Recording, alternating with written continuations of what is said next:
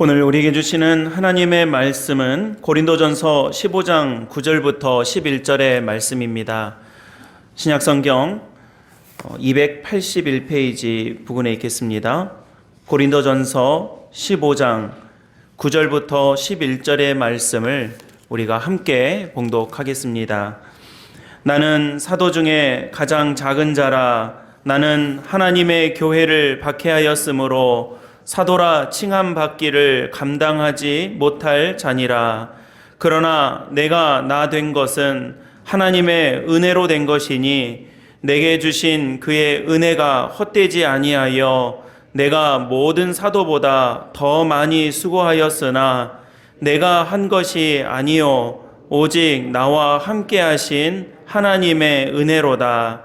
그러므로 나나 그들이나 이같이 전파함에 너희도 이같이 믿었느니라. 아멘. 하나님의 말씀입니다. 오늘 주시는 이 말씀으로 우리 말씀의 은혜를 나눌 때에 우리 예배에 참여하신 모든 믿음의 가족들에게 하나님의 은혜가 함께 하시기를 주님의 이름으로 축원합니다. 우리 주위에 있는 분들과도 먼저 인사 나누겠습니다. 잘 오셨습니다. 반갑습니다. 귀한 예배 자리에 나오신 우리 모든 분들을 예수님의 이름으로 환영하고 또 축복합니다. 감사합니다. 벌써 2월의 첫 주를 저희가 맞이하게 되었습니다. 1월 한 달을 잘 보냈고요. 두 번째 달을 맞이하고 또 이번 달을 우리가 보낼 때에 하나님의 은혜가 여러분들 모든 삶에 함께 하시기를 바랍니다. 제가 어제 우리 성도님들에게 보내드린 우리 문자 메시지를 통해서 갑작스러운 소식에 많이 놀라게 해드려서 송구스럽습니다. 말씀을 드렸듯이 목회자와 또 목회자 가족의 삶은 그저 한 개인의 프라이버시로 볼 수 있는 것이 아니라 목사가 교회고 또 교회를 통해 목회자가 있고 성도들과 목회자 또 교회는 아주 살과 혈관처럼 얽혀 있고 깊숙이 연관이 되어 있기 때문에 그래서 우리 지난주에 우리 장로님들에게 먼저 말씀드리고 또 이제 우리 성도님들에게 오픈하고 함께 기도하고 준비할 믿음의 여정이 되었으면 하는 바람으로 알려드렸습니다. 당부드립니다. 여러분들 염려하지 마시고 염려할 마음으로 기도하시면 됩니다. 그리고 그게 우리 교회와 성도들과 모든 믿음의 가족들에게 저는 믿습니다. 큰 은혜가 되고 하나님의 증거가 되고 하나님의 역사가 될 줄로 저는 믿습니다. 그래서 여러분들 그런 믿음과 은혜를 가지고 함께 기도하시고요. 여러분들 예수 그리스도 안에 있으면요, 힘든 일은 있어도 절망스러운 일은 없는 거예요. 난관은 있지만 절망은 없어요. 우리가 하나님 나라의 부활의 소망, 오늘 말씀 나누겠지만 부활의 소망을 가지고 우리가 살아가는 것이기 때문에 우리가 어려움을 좀 겪는다고 해도 그것이 이상한 일도 아니고 부끄러운 일도 아니고 신기한 일도 아닙니다. 우리가 살아가는 모든 삶 가운데 있을 수 있는 여러 가지 일들 가운데 하나일 뿐이에요. 그래서 우리 믿음의 가족들과 특별히 이번에는 저의 가정의 일로 그렇지만 모두가 다 마찬가지입니다. 우리 모든 믿음의 가족들이 그런 은혜와 믿음과 도전을 가지고 함께 기도하실 때에 정말로 믿음의 중심을 잘 지키고 하나님 은혜 가운데 우리를 승리하게 하실 하나님을 목도하고 바라보고 경험하게 될 줄로 저는 믿습니다. 욥이 내가 지금까지 귀로 들었사오나 이제는 내 눈으로 주님을 바라봅니다 라고 고백했던 것처럼 그러한 믿음의 고백이 우리 사객교회 모든 성도들의 고백이 되시기를 예수님의 이름으로 간절히 축복합니다. 아멘. 기도하겠습니다. 또 오늘 고린도 전서의 말씀으로 우리 같이 말씀의 은혜를 나누고자 합니다. 고린도 교회는 굉장히 바울의 사역에 있어서 아주 중요하고 귀한 교회였습니다. 그와 동시에 이 고린도 교회는 매우 어려움이 좀 많은 교회였습니다. 제일 큰 어려움 가운데 하나가 무엇이었냐면 이 여러 가지 분파, 갈등 이런 것들 때문에 서로 나는 이쪽이다 저쪽이다 또 서로 자기들이 갖고 있는 여러 가지 모습들과 생각들의 차이 때문에 나는 맞고 너는 틀리다 이런 것들 때문에 다툼이 많았던 교회가 이 고린도 교회입니다. 교회에 어떤 시끌시끌한 소리가 있다라고 하는 것은 한편으로 보면 살아있구나 사람이 있구나 라고 하는 어떤 모습이기도 하겠지만 교회에 갈등이 있다라고 하는 것은 참 힘든 일임에 분명합니다. 그래서 이 고린도 교회의 여러 가지 갈등과 어려움을 두고 바울이 이 서신을 보냈는데요. 그 서신이 바로 고린도전서, 고린도후서의 말씀이죠. 바울은 그런 이 고린도 교회를 향한 편지를 통해서 여러 가지 중재, 가르침, 교훈, 판단 이런 것들을 해 주었습니다. 때로는 책망하기도 하고 때로는 잘 다독여 가면서 지금 너희들에게 있는 이런 갈등들이 있고 너희들로부터 들려오는 갈등의 소식이 이런 것들인데 이런 것들은 이렇게 해라 라고 잘 가르쳐주는 말씀들이 오늘 고린도전서에 있는 이런 내용들이더라는 것입니다. 근데 여러분, 우리가 이 서신서들은 말 그대로 편지지 않습니까? 이 편지를 쓸 때 여러분 어떻게 합니까? 여러 가지 도입도 쓰고 내용도 쓰고 하지만 끝에 가서는 결론을 써서 보내죠. 그래서 내가 하고자 하는 말은 요거야 라고 이제 알려주는 것이겠죠. 이 고린도전서도 편지이죠. 이 편지인데 이 서신의 결론이라면 무엇일까요, 여러분? 여러 가지 이제 내용들을 쭉 말씀을 했단 말이에요. 물론 이제 그 뒤에 16장이 또 한 장 더 있기는 하지만 약간 이제 별책부록 같은 그런 느낌의 말씀이 이제 하나 더 붙여진 거고, 실제로 이 고린도전서의 이 결론과 같은 메시지는 어디에 들어있냐면 오늘 우리가 읽었던 본문에 속해 있는 이 15장 말씀에 다 있습니다. 그러니까 여러분, 바울이 여러 가지 중재, 가르침, 책망, 교훈 여러 가지 이 말씀들로 이 가르치고 있는데 이 여러 가르침들의 결론, 중요한 결론이 무엇일까? 여러분, 15장 고린도전서 결론 같은 말씀인데 이 결론은 무엇이냐면요, 바로 부활을 이야기하고 있습니다. 그러니까 여러분, 우리가 고린도전서 13장 하면은 보통 사랑장 이렇게 알고 있고요, 히브리서 11장 하면 믿음장 이렇게 알고 있지 않습니까? 근데 고린도전서 15장 그러면은 우리가 부활의 말씀, 부활장 이렇고 우리가 알고 또 말할 수 있습니다. 한마디로 이렇게 정리가 되는 것이죠. 바울은 앞서서 고린도전서의 여러 말씀들을 통해서 은사에 대해서도 이야기를 하고요, 또 그리스도의 지체와 같은 형제 자매들의 모습에 대해서도 설명을 합니다. 우리가 잘 알고 있는 13장의 사랑에 대해서도 말씀을 하셨고, 또 방언과 예언 같은 말씀들을 쭉 이렇게 알려주고 있다가 마지막에 결론처럼 오늘 15장에서 하시는 말씀이 무엇이냐면 부활이다 라고 하는 것을 말씀해 주시더라는 것입니다. 사실 사람들 사이에서 생길 수 있는 여러 가지 아픔과 갈등들을 이렇게 들여다보면요, 그냥 그것들을 좀 풀어보기 위해서 애쓰고 노력하기도 하지만 그냥 우리가 애쓰고 수고한다고 해서 이렇게 짠 하고 답이 쉽게 나오는 일들이 많지 않은 것 같습니다. 그러니까 여러분, 우리가 쉽게 우리 주변에 있는 갈등들만 해도 가까운 사람들과도 갈등이 있을 수 있고 아니면 어떤 단체 간에도 갈등이 있을 수 있고, 우리가 인간들이 살아가는 모든 삶의 자리에 보면 다 갈등이 있어요.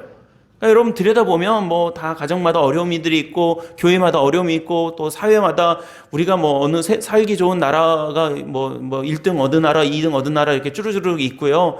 살기 좋은 동네 어디에 하면 1, 2, 3등 등 쭉 있지만요, 가서 살아보면요 또 거기서 또 문제들이 있고요. 거기에 또 문제가 있고요. 누가 보면 저 집은 문제 아무것도 없고 저 집 같으면 야 천국 같겠다 그래도 그 집도 들여다보면 다 어려움이 있고 문제가 있고 저 집 같으면 뭐가 걱정이겠나 싶어도 다 거기 나름대로 어려움이 있고 죽을 것 같은 그 고뇌들이 있는 거예요. 갈등들이 다 있는 거예요.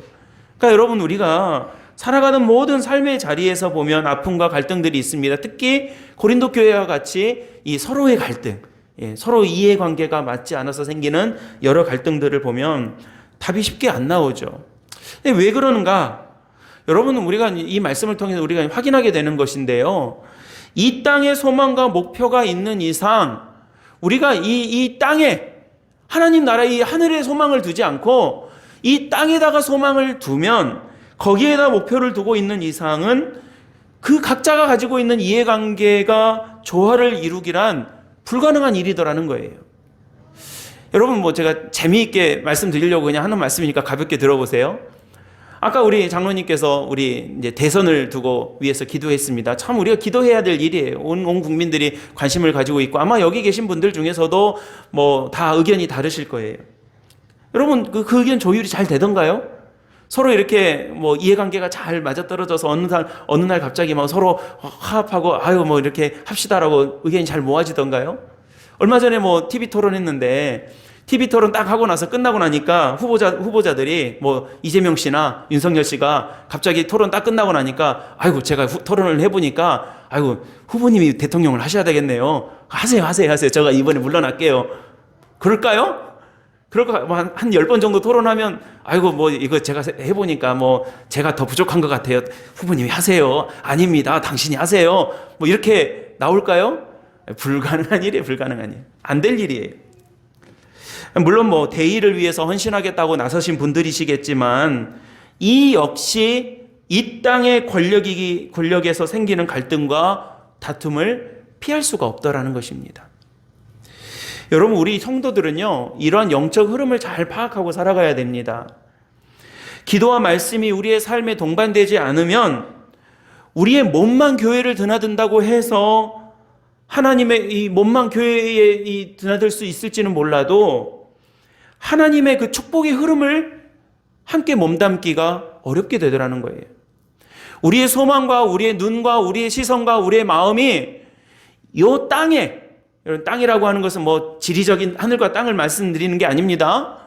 이 땅에 머물러 있으면 내가 하나님의 것을 소망하고 하나님의 것들을 바라보고 거기에 내 마음과 시선을 두지 않으면 여러분 이 땅에서 생기는 여러 가지 갈등과 아픔과 상처들을 고스란히 함께 가져갈 수밖에 없더라는 것입니다. 세상과 같은 방식이니까 세상과 같은 양상의 다툼이 반복될 수밖에 없는 거예요.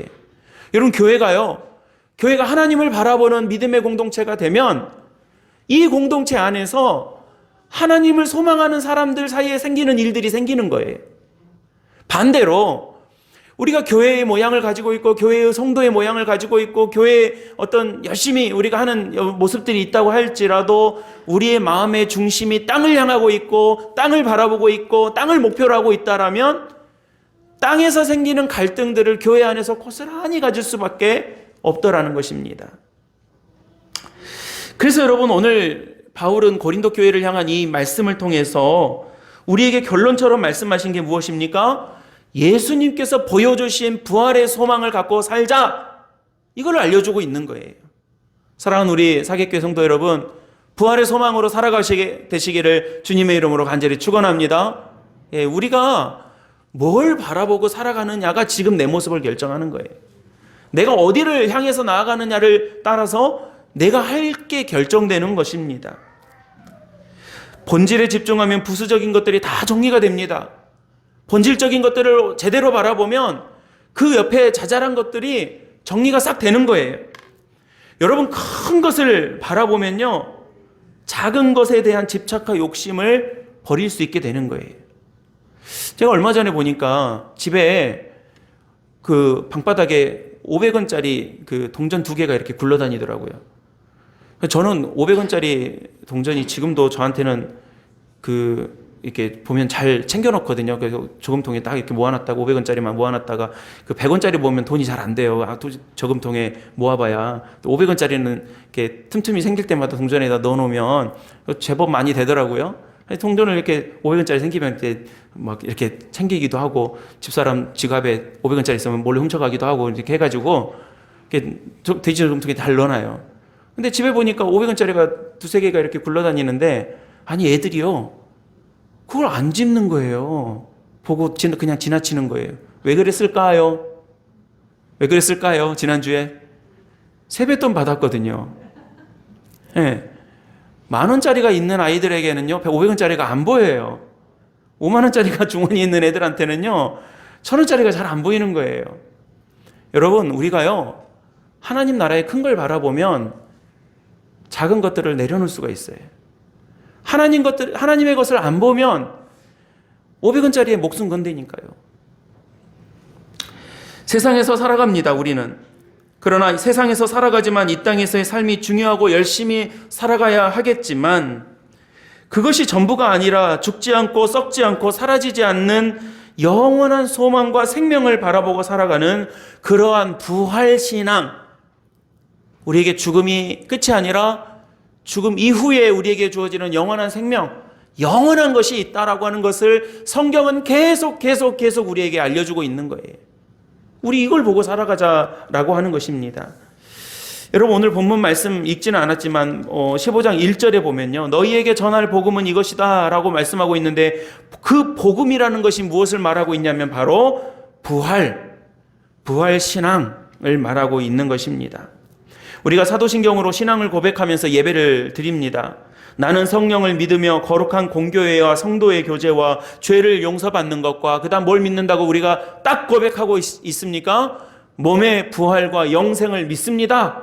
이게 우리의 신앙 고백이에요. 여러분, 우리 사개교회 교인들만 이렇게 신앙 고백하는 게 아니에요.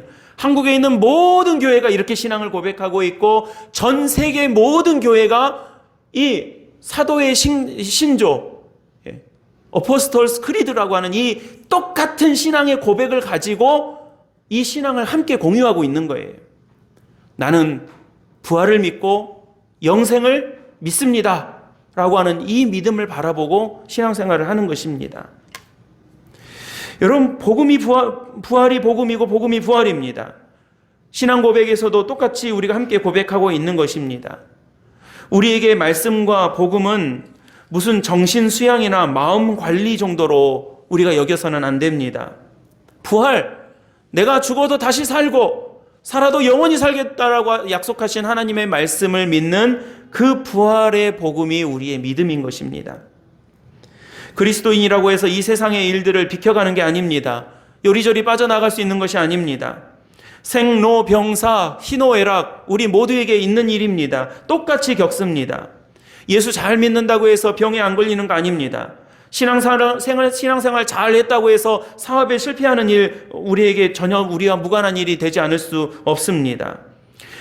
열심히 신앙생활 했지만 시험에 떨어지기도 합니다. 이게 우리가 다 겪는 일들이에요. 평생 하나님의 선한 일만 하다가 좋은 시절 못 살아보고 죽음을 맞이하는 사람들도 많이 있습니다. 심지어 오늘 해외 선교 주일인데요, 외국에서 해외에서 오지에서 하나님의 사역을 감당하면서 이 선교의 사역을 감당하다가 순교하신 믿음의 선조들도 우리에게는 구름같이 허다하게 많아요. 예전에 제가 말씀드린 적이 있는데요, 에콰도르에 선교사로 가셨던 짐 엘리엇 선교사님이 그 여러 해 동안에 이 에콰도르 원주민들에게 복음을 전하기 위해서 이 준비를 여러 가지로 한 거예요. 그래서 이 5명의 선교사들이 경비행기를 타고 그 마을, 이 원주민들이 사는 지역 인근에 이 경비행기 이 모래사장에 이렇게 착륙을 딱 했는데, 그 원주민들이 와가지고 어떻게 했냐면, 이상한 사람들이 왔다 해가지고 이 5명의 선교사들이 내리자마자 창으로 찔러 죽인 거예요. 그 이 짐 엘리엇 선교사님이 여러 해 동안 이 언어도 준비하고 복음도 준비하고 말씀도 준비하고 이 사역들을 준비했는데, 창에 찔려서 내리자마자 그에게는 총이 있었다고 그래요. 총이 있었지만 그 총을 쓰지 않고 자기를 향해서 창을 겨누고 찔른 그 형제 그 사람에게 창을 맞으면서 그가 배웠던 나의 친구여 라고 하는 이 한마디 남기고 세상을 떠났다는 거예요. 나중에 이 소식이 알려져가지고 그 짐 엘리엇 선교사의 아내가 선교 훈련을 다시 해가지고 그 동네로 다시 들어갔습니다. 그래서 자기 남편을 죽였던 그 추장의 아들을 만나요. 알게 되는 거예요. 그래서 이제 나중에 이게 창끝이라고 하는 그 영화로 나왔는데, 제가 오늘 그 말씀을 드리려는 게 아니라, 바로 그러한 소망과 은혜를 가지고 살았지만 정말 말 한마디 해보지 못하고 그렇게 죽음을 맞이한 사람들도 있어요. 여러분, 그런데도 왜 우리에게 소망이 있고 우리에게 기쁨이 있고 우리에게 은혜가 있을 수 있습니까? 왜 우리는 감사하다라고 말할 수 있고 모든 것이 하나님의 은혜입니다라고 우리가 고백할 수 있냐는 거예요. 뭐 때문에 그래요? 부활 때문에 그러는 거예요. 부활 때문에. 여러분, 예수님의 제자들이 왜 목숨 걸고 순교하고 왜 땅 끝까지 가서 복음을 전할 수 있었습니까? 다른 게 아니었어요. 부활하신 주님을 봤거든요. 부활하신 주님을 봤거든요. 예수님께서 부활하시고 제자들에게 나타나셨잖아요. 도마가 의심하니까 만져봐라 그랬어요. 만져봤어요. 구멍이 뻥 뚫려 있는 손을 봤어요. 그럼 이 창에 찔린 이 옆구리 자국을 만져봤어요. 여러분, 저는요, 도마를 의심의 이 어떤 상징처럼 여기지만요, 우리 적어도 도마처럼은 해봐야 되는 거예요. 잘 모르겠으면 의심이라도 해봐야 되는 거예요. 잘 안 받아들여지면 만져보기라도 해야 되는 거 아니에요. 그렇게 여러분 도마처럼 가서 그의 손이 썩지 않는 인도까지 가서 순교하는 일들을 한 거예요. 베드로가 거꾸로 매달려서 순교를 당할 그 지경까지 어떻게 갔냐는 거예요. 뭐 때문에요? 부활하신 주님을 봤거든요. 여러분, 사람은요, 거짓을 위해서 내 목숨을 내놓지 않습니다. 거짓을 위해서 위장할 수는 있고 포장할 수는 있고 거짓말할 수는 있어도 거짓을 위해서 내 목숨을 내놓지는 않아요. 여러분, 수많은 사람들이 내 목숨조차 아깝게 여기지 아니하며 복음의 사역을 감당할 수 있었던 것은 그들이 착해서가 아닙니다. 일이 다 잘 돼서가 아닙니다. 모든 것들이 순조로워서가 아닙니다. 부활하신 주님을 알았기 때문에, 부활하신 주님을 알기 때문에, 그 주님을 만났기 때문에, 그 소망을 우리에게 주셨기 때문에, 하나님께서 부활이라고 하는 그 소망을 우리에게 주셨기 때문에 할 수 있었던 일입니다. 그러니 여러분, 우리에게는 소망이 있습니다. 우리에게는 기쁨이 있습니다. 우리에게는 은혜가 있습니다. 할렐루야! 이 은혜 가운데 살아가시는 우리 믿음의 가족들이 다 되시기를 주의 이름으로 간절히 축원합니다. 신앙에서 부활이 빠지면 아무 능력이 없는 거예요. 교회가 뭐 어떤 휘황찬란한 프로그램을 하고 뭘 삐까뻔쩍하게 해도 그 안에 부활이 없으면 아무것도 아니에요. 그리스도의 능력은 부활을 바라보는 데에 서 있습니다. 여러분, 우리 사랑하는 사객교회 성도님들의 능력이 있다라면, 여러분들에게 능력이 있습니다. 여러분에게는 능력이 있습니다. 여러분들에게는 힘이 있습니다. 여러분들에게는 권세가 있습니다. 라고 제가 말씀드릴 수 있는 것은 여러분들이 뭐 실력이 있어서가 아니에요. 뭐 돈이 많아서가 아니에요. 뭐 세상에서 성공했기 때문이 아니에요. 좋은 학교 다녀서가 아니에요. 저와 여러분들에게 부활의 소망이 있기 때문에 이 말을 당당하게 할 수 있는 것입니다. 신앙에서 부활이 빠지면 아무 능력이 없습니다. 죽는데 다시 살고 죽은 것 같은데 신기하게도 다시 일어나는 그 부활의 능력을 우리가 알고 믿고 그 은혜 가운데 살아가기 때문에 하나님의 백성들은 능력이 있는 거예요. 여러분, 꼭 확신하고 살아가시기 바랍니다. 여러분들에게 능력이 있습니다. 믿으십니까? 여러분들의 능력이 있다니까요. 믿으세요? 아멘. 그 능력은 내가 가지고 있는 능력이 아니에요. 하나님께서 주신 능력인 줄로 믿으시길 바랍니다. 우리가 장례식 때 교회에서 장례를 이렇게 준비하고 그러면요, 연결식이라는 말 안 씁니다. 우리 혹시 이제 장례를 보시거나 또 하실 때 참고하셨으면 좋겠어요. 교회에서 장례식을 할 때는요, 우리 연결식이라고 하잖아요. 연결이란 말 안 써요. 왜 그렇습니까? 영결이란 말이 영혼이 결별한다는 뜻이에요. 우리의 이별은 영원한 이별이 아니거든요. 잠깐 헤어지는 것일 뿐이고 천국에서 다시 만나는 그 은혜와 소망이 있기 때문에 우리는 연결이 아니거든요. 때로는 뭐 천국 환송이라고는 하지만 뭐 그렇게까지 뭐 할 건 아니더라도 우리가 영원한 이별이 아니라는 사실은 우리가 알아야 될 것입니다. 부활의 능력과 부활의 소망이 그리스도인들에게 있기 때문에 우리는 그러한 믿음을 가지고 살아가는 것입니다.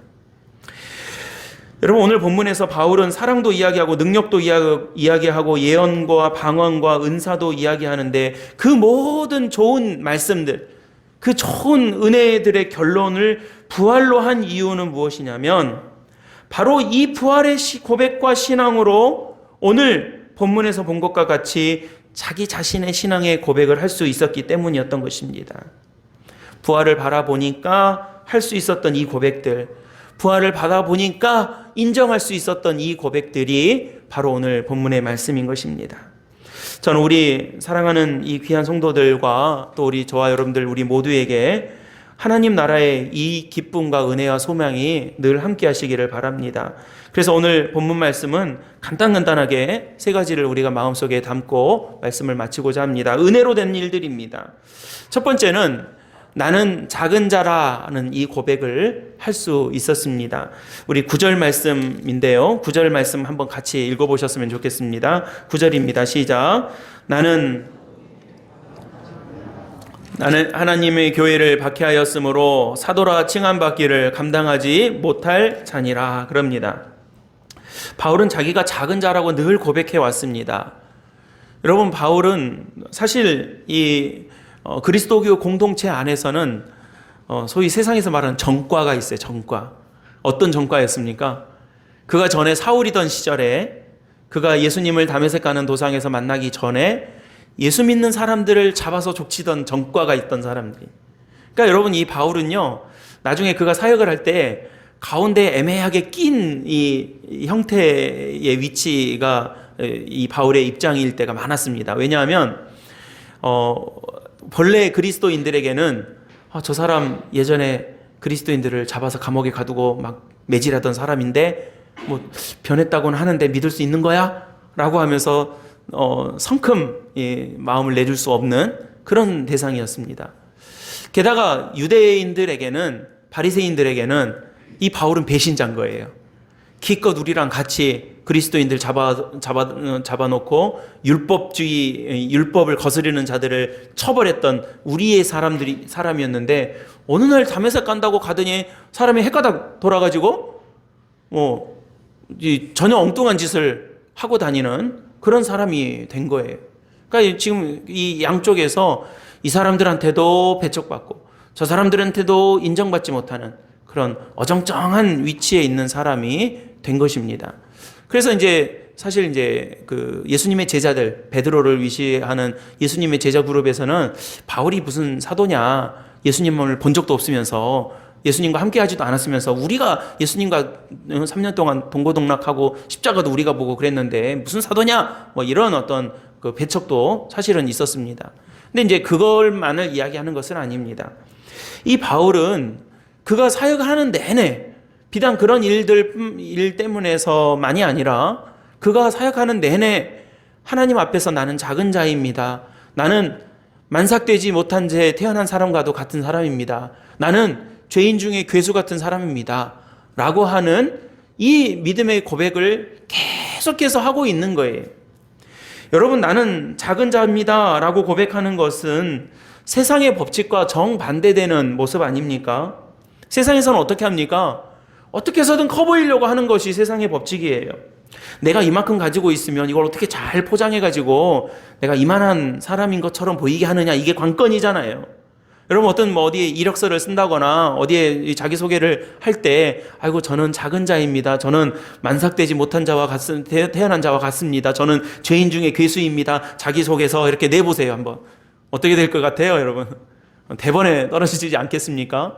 그래서 요만한 거 하나 있어도 이만큼 내가 대단한 거 한 것처럼 이력서를 작성하고 자기를 이렇게 소개하고, 이게 세상의 법칙이에요. 세상 사람들이 그렇게 해요. 근데 여러분, 지금 바울이 하고 있는 모습은 정말 세상과 정반대되는 그런 모습을 보여주고 있습니다. 사실 바울이 세상에서 작은 사람도 아니에요.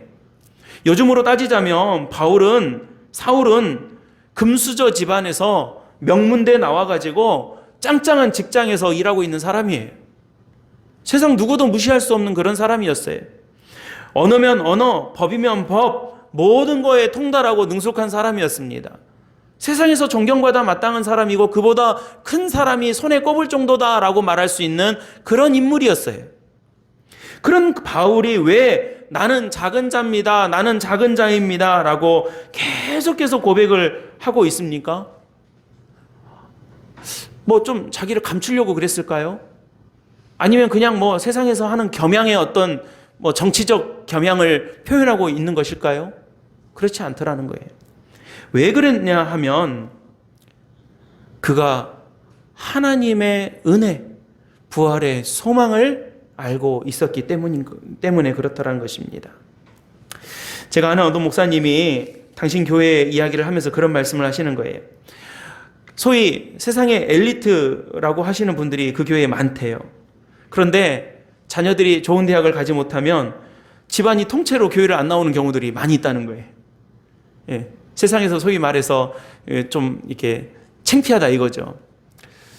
아프면, 어려움이 있으면, 그런 일이 있으면 교회를 떠난다는 거예요.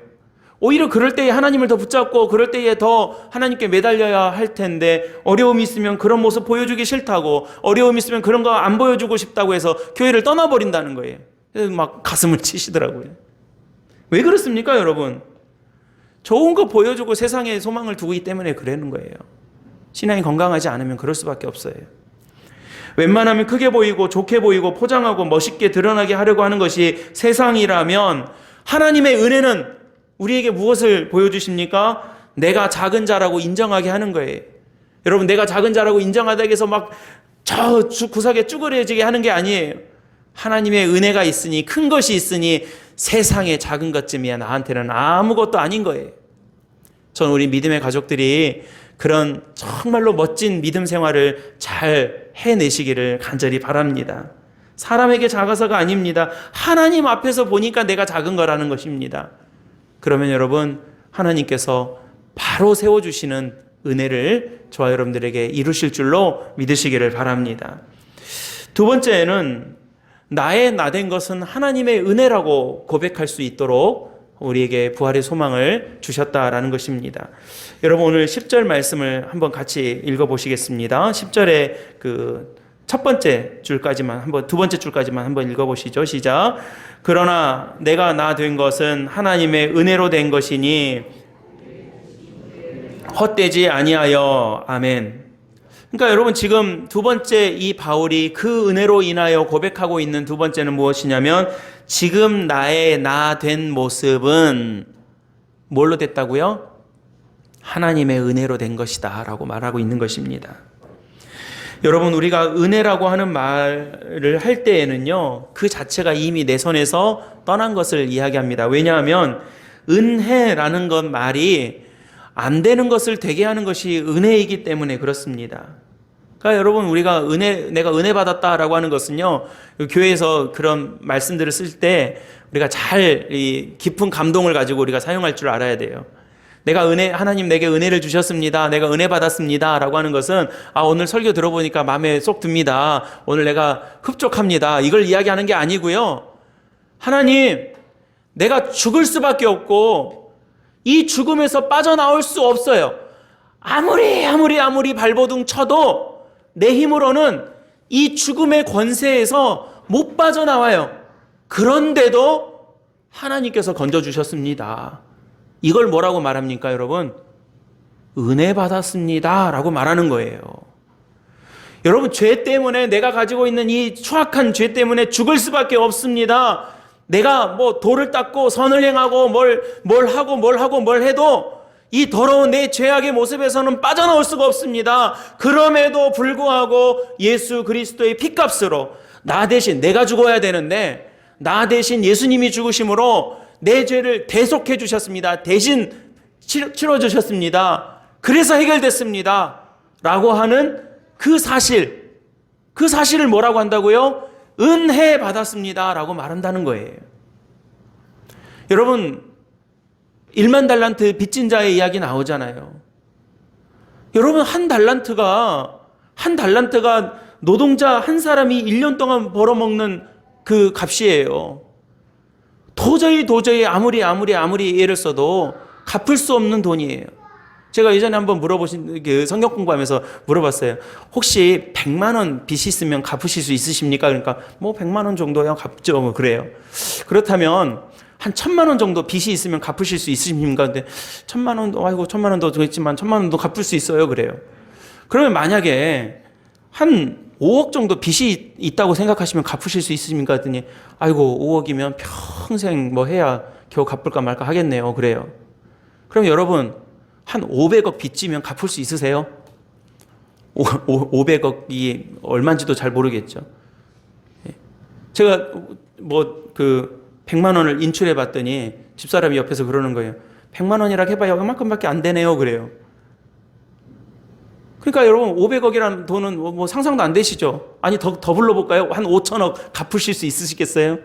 열심히 일하고 투잡, 쓰리잡 뛰면은 갚으실 수 있을 것 같아요? 안 되는 일이잖아요. 죽었다 깨나도 안 되는 일이잖아요. 그것을 됐어요. 갚은 걸로 쳐줘요 라고 탕감시켜주면 그걸 은혜라고 해요. 내가 한 500만 원이어서 내가 비상금에서 주지 해서 갚을 수 있는 것을 제해주는 것은 은혜라고 하지 않아요. 아무리 해도 안 되는 것이 된 것을 은혜라고 그러는 겁니다. 그래서 여러분, 우리가 교회에서 내가 은혜로 된 일입니다 라고 하는 것 자체가 내 손으로 할 수 없는 것이 된 것입니다 라고 하는 의미를 가지고 있기 때문에 내 손에서 떠난 거예요. 그 은혜의 정점이 뭐라고요? 부활인 거예요. 부활은 내 힘으로 안 돼요. 여러분 아무리 뭐가 발달하고 뭐가 능숙해도 부활은 내 힘으로 할 수 있는 것이 아닙니다. 다들 내가 수고해서 지금 내 모습까지 온 것입니다. 그렇지 않습니까? 열심히 살아오셨어요, 우리 성도님들. 최선을 다해서 살아오셨어요. 그래서 부족하고 모자라게 여겨지는 것들도 다소 있겠지만 그래도 지금 여러분들의 지금 삶의 모습과 지금 삶의 자리를 잘 세워 오신 거예요. 여러분들이 애써서 살아오신 거예요. 여태껏 애써서 여기까지 살아오신 겁니다. 그런데 하나님의 은혜, 부활의 소망을 보면 누가 한 것임을 딱 알 수 있게 되는 것입니까? 하나님께서 하신 것을 알게 되는 것입니다. 그래서 여러분 하나님이 하신 것입니다. 하나님의 은혜입니다. 라고 하는 고백을 동반하게 되는 거예요. 자동으로 되는 거예요. 성숙하지 못하면 다 내가 했다고 합니다. 그러나 은혜가 채워지면서 하나님의 하신 것밖에 안 보입니다. 오늘 설교의 제목에서처럼 은혜로 된 것들 뿐입니다. 라고 고백할 수 있게 되는 것이에요. 사랑하는 우리 성도 여러분, 저 한번 따라해 보시겠습니까? 하나님의 은혜입니다. 하나님의 은혜입니다. 여러분, 우리가 이 고백 가운데 살아가게 되시기를 소망하게 되시기를 바랍니다. 부활을 바라보고 부활을 소망하면 하나님이 하신 것밖에 없더라고요. 내 눈에 당장 보기에는 이렇고 저렇고 이런 것 같고 저런 것 같고 어떤 것은 플러스고 어떤 것은 마이너스인 것 같지만 어떤 것은 절망스럽게 보이고 어떤 것은 괜찮아 보일지 모르겠지만 그 모든 것들을 합력하여 선을 이루실 하나님의 능력과 권세를 바라보면 무엇을 우리가 고백하게 됩니까? 아, 하나님이 하셨군요. 라고 하는 이 하나님의 은혜를 우리가 고백하게 되는 것입니다. 저는 우리 가정과 교회가 바로 이 고백, 주님의 은혜였습니다. 하나님의 은혜입니다. 라고 하는 이 고백들이 많아지기를 축복합니다. 여러분들 오늘 예배 마치시고 여러분들의 삶의 자리에서 오늘 말씀을 잘 기억하고 사시면서요, 모든 상황 속에서 이 고백들을 입으로 말씀하시든 마음으로 고백하시든 자주 고백해 보셨으면 좋겠어요. 하나님의 은혜입니다. 하나님께서 하셨습니다. 하나님께서 하십니다. 제가 한 것 같지만 꼭 내가 한 것처럼 보이지만 하나님의 부활의 소망에 비추어 보니 그거 내가 한 것이 아니고요. 하나님이 하셨습니다. 이 고백을 여러분들의 삶에서 항상 고백할 수 있게 되시기를 간절히 바랍니다. 마지막으로 우리와 함께 하시는 하나님의 은혜를 고백할 수 있게 됩니다. 우리 10절 말씀 다시 한번 읽어보시겠는데요. 우리 같이 한 목소리로 읽어보겠습니다. 시작. 그러나 내게 주신 그의 은혜가 헛되지 아니하여 내가 모든 사도보다 더 많이 수고하였으나 내가 한 것이 아니요 오직 나와 함께 하신 하나님의 은혜로다. 아멘. 나와 함께 하신 하나님의 은혜를 고백하게 됩니다. 받은 은혜 가지고 뭐 했느냐? 오늘 말씀에서 바울이 그렇게 고백하죠. 하나님께서 나의 나된 것은 하나님의 은혜로 됐는데 내게 주신 그 은혜를 헛되지 않게 하기 위해서 많은 수고를 했다고 합니다. 좀 다른 말씀이지만요, 여러분 은혜를 알면, 은혜를 받으면 봉사를 하게 됩니다. 섬기게 됩니다. 물질을 나누게 됩니다. 마음을 나누게 됩니다. 시간을 쓰게 되는 것입니다. 은혜를 받았는데 봉사가 없다. 은혜를 받았는데 나눔이 없다. 은혜를 받았는데 마음 쓸 줄을 모른다. 그러면 반쪽짜리인 거예요. 내가 받는 은혜를 가지고 그 은혜가 진짜이고 그 은혜가 충만하면 어떤 결과가 자연스럽게 이어집니까? 봉사하게 돼요. 함께 작은 거에도 더불어 섬기게 되고 참여하게 되고 동참하게 되고 기도하게 되는 거예요. 여러분, 우리 성도들은요, 우리 특별히 사객교회 성도들은 관객들이 되지 마시기 바랍니다. 구경꾼들 되지 마세요. 하나님의 은혜 가운데 동참하시고 함께 참여하시고 작은 것 하나라도 하나님의 은혜 가운데 함께 내가 함께 할 수 있는 은혜를 함께 바라볼 수 있게 되시기를 바랍니다. 제가 이 말씀 준비하면서 그런 생각을 했어요. 우리 예배 순서에 지금 성가대를 계속 못하고 있고 향후 당분간도 좀 빠른 시간 안에 다시 할 것 같지는 할 수 있을 것 같지는 않아서요. 우리 예배 순서 시간에 우리 성도님들 순서를 좀 하나씩 더 넣어가지고 예배에 좀 하나씩이라도 더 참여하게 하는 그런 방식으로 좀 이끌어가고 싶어요. 성경 봉독을 우리 집사님들 돌아가면서 좀 하신다거나 하나씩 더 우리가 순서에 넣어서 함께 참여하셨으면 좋겠어요. 제가 그냥 옥상 혼자서 북치고 장구치고 혼자 다 하는 게 아니라 여러분들 모두 함께 예배에 참여하시고 관객이 되는 게 아니라 객이 되는 것이 아니라 함께 참여하고 보세요. 애들도 참여하고 있잖아요. 얼마나 같이 이렇게 예배에 동참하고 있어요. 그래서 함께 동참하셔서 그런 은혜를 나눴으면 좋겠습니다. 그래서 여러분 이 은혜를 가지고 바울이 수고를 많이 했어요. 여러분 바울의 수고에 대해서 바울이 했던 여러 가지 이 노력에 대해서 우리가 말씀드리자면 이 시간 다 할 수 없어요. 굉장히 많은 수고와 노력과 헌신들을 했습니다. 그래서 여러분 바울이 마지막에 무슨 고백을 합니까? 야, 내가 한 게 한두 가지인 줄 아느냐? 내가 이것도 있고 이것도 있고 이것도 있고 교회는 내가 얼마나 많이 세운 줄 알아? 고린도 교회, 에베소 교회, 로마 교회, 무슨 교회 내가 키운 제자는 누군 줄 알아? 디모데, 바울, 누구 이렇게 하지 않았어요. 그가 뭐라고 오늘 고백하고 있습니까? 나와 함께 하신 하나님의 은혜로다 그래요. 내가 열심히 다녔어요. 굉장히 수고했어요. 고생했어요. 그런데 내가 간 것이 아니라 하나님의 은혜가 나와 함께 하였기 때문에 했던 일이라는 것을 고백하고 있는 거예요. 여러분 우리 잘 아는 예화가 있죠. 하나님께서 이 동행하시는 모래사장을 이렇게 같이 걷고 있는데 손을 꼭 잡고 내가 너와 함께 하겠다. 내가 너랑 같이 갈게. 그러고 이렇게 보니까 뒤에 예수님 발자국, 내 발자국 이렇게 같이 가고 있더라는 거예요. 아, 하나님 나와 함께 하시고 계시구나. 예수님께서 나와 같이 계시니까 이렇게 발자국이 또각또각 같이 나고 있구나. 그랬다는 거예요. 근데 어느 날 보니까 너무너무 힘든 거예요. 너무너무 괴로운 거예요. 굉장히 어려운 일을 겪은 거예요. 그래서 너무 힘들어서 나와 함께 하시겠다고 했는데 뒤돌아보니까 발자국이 하나밖에 없는 거예요. 에이 뭐야, 나와 함께 하시겠다고 해놓고 나와 같이 걸으시겠다고 해놓고 좋을 때는 같이 걸으시는 것 같더니 내가 이렇게 힘드니까 나 혼자 걷고 있잖아 라고 투덜투덜 했다는 거예요. 그러니까 예수님이 뭐라고 하시냐면 야, 네가 어디서부터 굉장히 힘들어 하더라. 네가 거기서부터 굉장히 괴로워하더라. 그래서 내가 너 업고 갔다. 거기서부터는 그러니까 발자국이 하나밖에 없죠.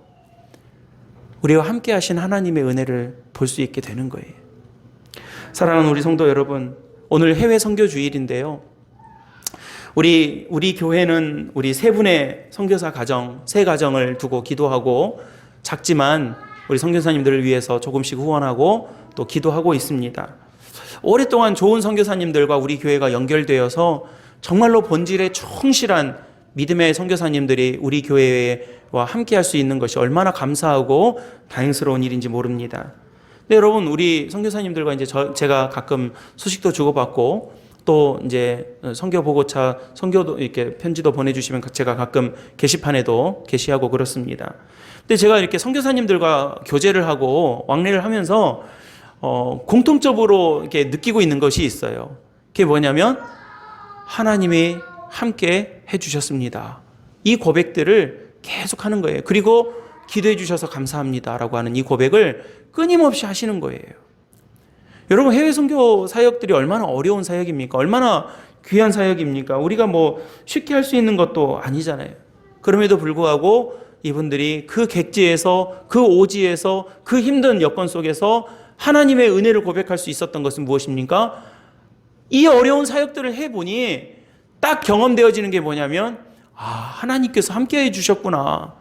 내가 이 먼 나라까지, 이 태국까지, 중동까지, 미얀마까지 가서 열심히 하고, 여러분 황수신 선교사님 우리 얼마 전까지 얼마나 같이 기도했습니까? 이 미얀마 쿠데타 일어나가지고 사람들이 막 죽어나가고 총으로 쏴서 죽고, 우리 예전에 우리 역사에도 그런 아픔들이 있지 않습니까? 5.18이라든지 4.3이라든지 이런 아픔들이 있지 않습니까? 그런 역사들을 지금 이 나라가 겪고 있는 거예요. 선교사님들이 막 죽었다는 거예요. 게다가 코로나까지 겹쳐가지고 어려움들을 얼마나 많이 겪어왔는지 몰라요. 아멘. 하율이 아멘. 그러니까 여러분 이런 일들 속에서 이 선교사님들이 막 어쩔 때는 숨어 있고 어쩔 때는 도망 다니고 어쩔 때는 죽음을 직면하고 가족들이 떨어져서 이번에 안은경 사모님하고 2년 만에 다시 만난 거예요. 가족들이. 네, 여러분 이런 일들이 얼마나 많은지 모릅니다. 제가 왜 자꾸 주여로 들리죠? 예. 여러분 우리가 그런 역사와 사역 속에서 어떤 일들을 우리가 보게 되는 것입니까? 그렇게 고생하고 그렇게 애를 썼는데 와 목사님 하나님 함께 해주시는 거예요. 목사님 제가 이번에 확실하게 알았어요. 하나님 나와 함께 하셔요. 그런 고백들을 계속 하고 계시는 거예요. 사랑하는 성도 여러분, 우리가 부활의 소망을 바라보면 바로 이러한 은혜 가운데 살게 됩니다. 나는 작은 자입니다. 나의 나 된 것은 하나님의 은혜입니다. 그리고 나와 함께 하시는 하나님의 은혜를 내가 압니다. 저는 오늘 이 예배를 통해서 우리 사객교회 모든 성도들과 믿음의 가족들이 바로 그러한 은혜 속에서 살아가고 그 믿음을 고백함으로 승리하게 되시기를 주님의 이름으로 간절히 축원합니다. 오늘 이 예배를 통해서 또 오늘 주시는 이 말씀을 통해서 우리를 승리하게 하시는 하나님의 은혜, 하나님의 사랑이 우리 모든 사객교회 예배자들 위해 함께 하시게 되시기를 예수님의 이름으로 간절히 축복합니다. 기도하겠습니다. 사랑과 은혜가 많으신 참 좋으신 아버지 하나님, 우리에게 귀한 은혜를 허락하여 주시고 하나님의 말씀의 은총 가운데 살아가게 도와주심을 감사드립니다. 믿음의 주여 온전케 하시는 우리 주님의 은총을 우리가 늘 기억할 수 있도록 도와주시고 우리로 하여금 하나님 은혜 안에서 살아갈 수 있도록 우리를 붙들어 주시옵소서. 하나님, 나는 작은 자입니다. 나의 나 된 것은 하나님의 은혜입니다. 나와 함께 하시는 주님의 역사를 우리가 바라봅니다.